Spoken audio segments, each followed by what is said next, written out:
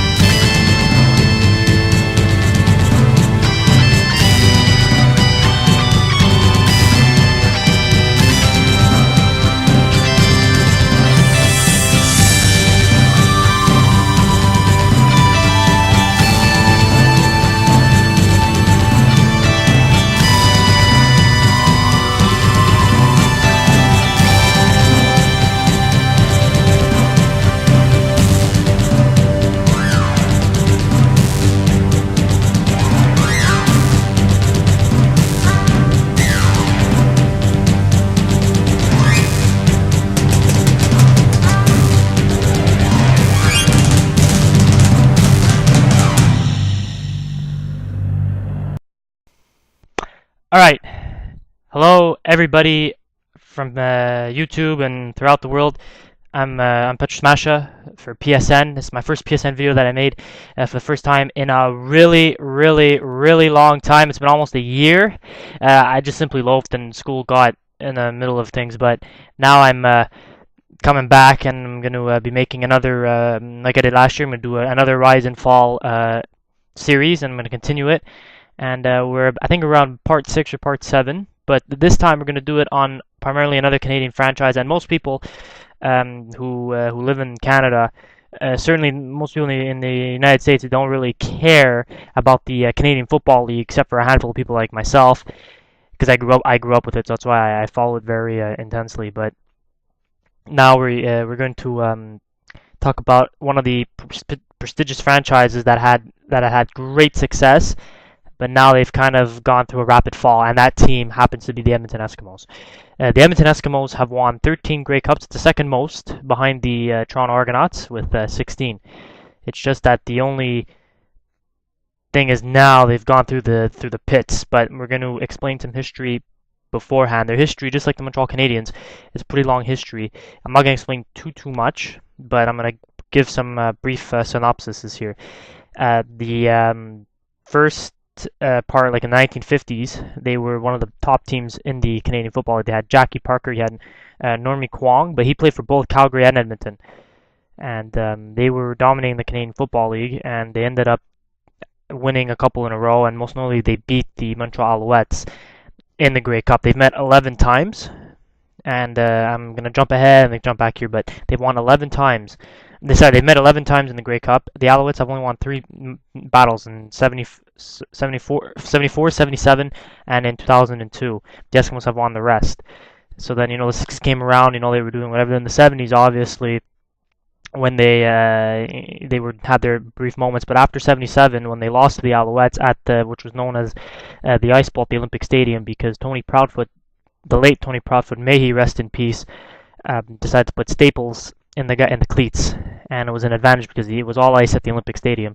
So next thing you know, the Alouettes had better traction. They won 41-6 over the Edmonton Eskimos at the Big O. So then from 78 till 1982, the Edmonton Eskimos won 5 consecutive Grey Cups in a row. 5 consecutive Grey Cups. That's a record that will probably never be broken.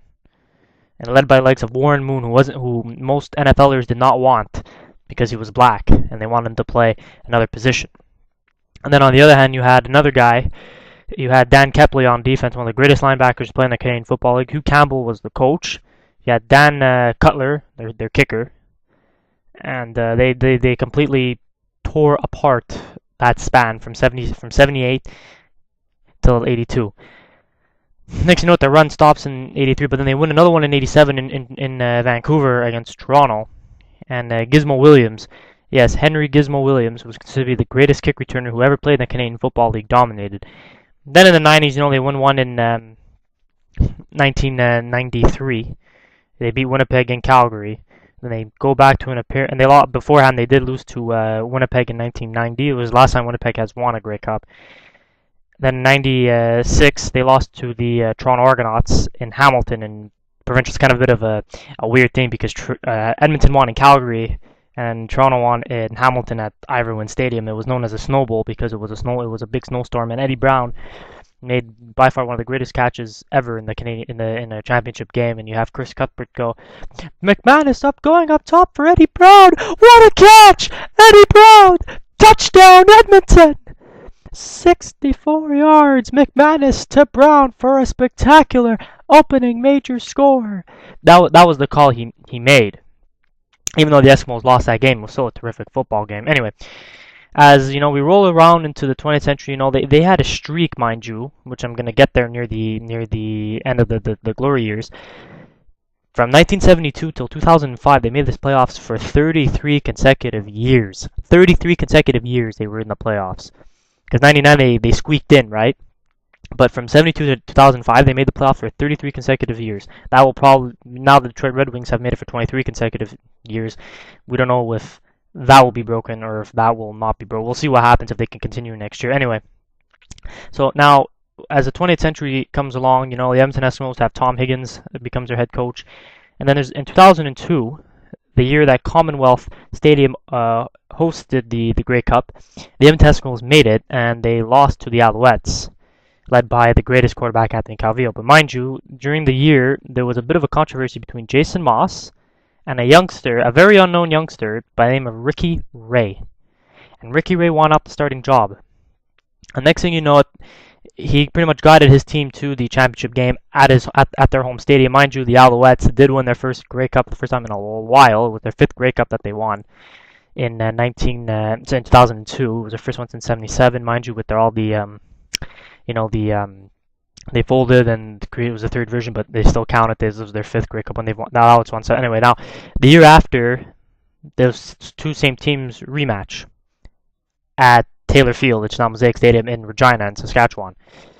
And next thing you know it, the Alouettes played, it's a rematch, and the Alouettes ended up losing the rematch. And Ricky Ray wins his first Grey Cup, and it was also a good moment for Mike Pringle, because Mike Pringle was released by the Alouettes. He became the all-time leading rusher, and he had a touchdown record. It's now beaten by Milt Stegall, who still has the record for most touchdowns. But anyway, the Eskimos won in '03. Then in 2004, Ricky Ray left to pursue options in the National Football League with the New York Jets. He didn't make it, but he spent that whole year. The Eskimos lost in the opening round of the playoffs to the Saskatchewan Roughriders. So in the year after, in 2005, Tom Higgins is fired. He was replaced by Danny Machocha, who's the offensive coordinator. He's also from Montreal. And in 2005, they finished third place. And Ricky Ray was struggling throughout for the playoffs against their provincial rivals, the Calgary Stampeders and the BC Lions. And he was subbed in each time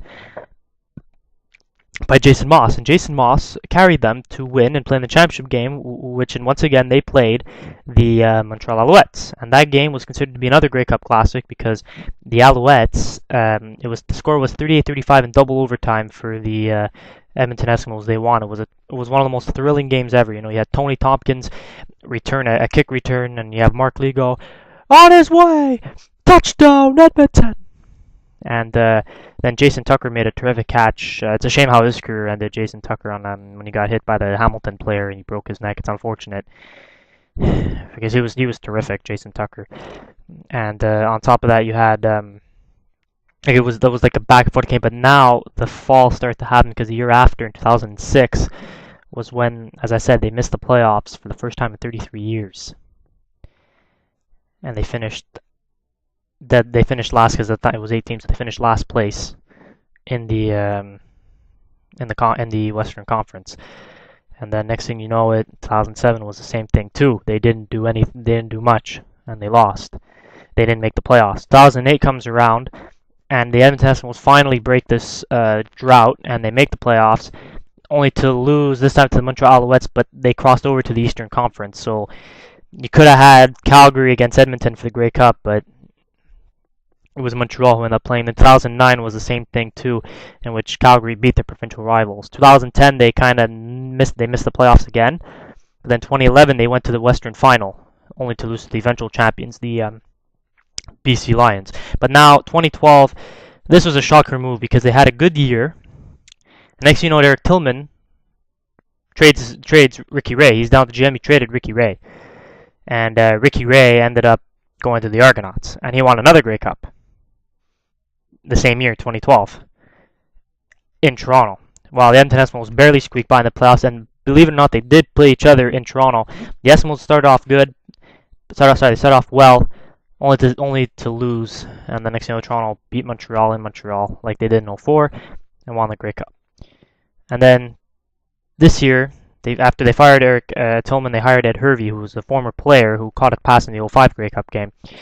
They missed the playoffs completely, and they weren't that good of a team.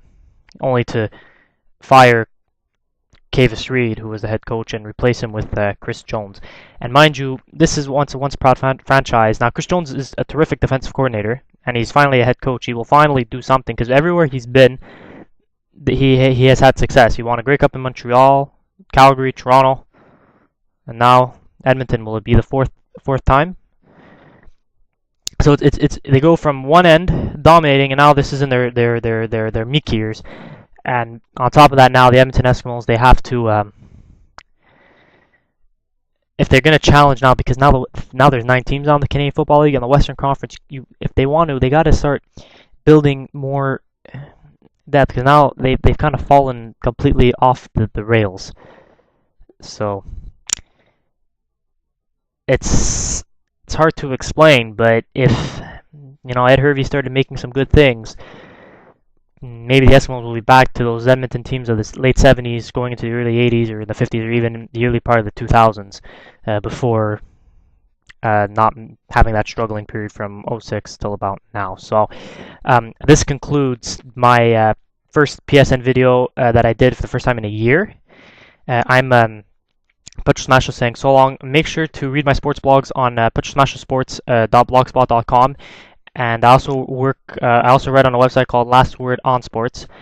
I go under my name Pete Masha, so if you all get a chance, please read them. It's greatly appreciated, and I'll see you again next time covering current events that are going around in the world of sports.